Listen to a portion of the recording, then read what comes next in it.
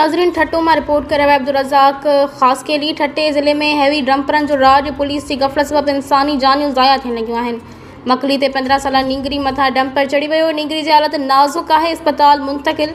ठट्टे ज़िले अंदर हैवी गाड़ियुनि जी आमद रफ़्त बंद न थी सघी। इंसानी जानियूं दाव ते लॻी वियूं आहिनि। गुज़िरियल राति देर सां मकली ते तेज़ रफ़्तार डंपर रोड भरिसां वेंदड़ 15 साला नींगरी फरियाल दी मनठार शेख मथा चढ़ी वियो, जंहिंजे करे नींगरी सख्त ज़ख्मी थी पई आहे। इतला ते आसपास जा केतिराई रहवासी पहुची विया आहिनि, जिन रेस्क्यू करे नींगरी खे सिविल अस्पताल मकली आंदो, जिते नींगरी जी हालत नाज़ुक हुजण करे ख़ासि वधीक इलाज लाइ कराची जे अस्पताल मुंतकिल कयो वियो आहे।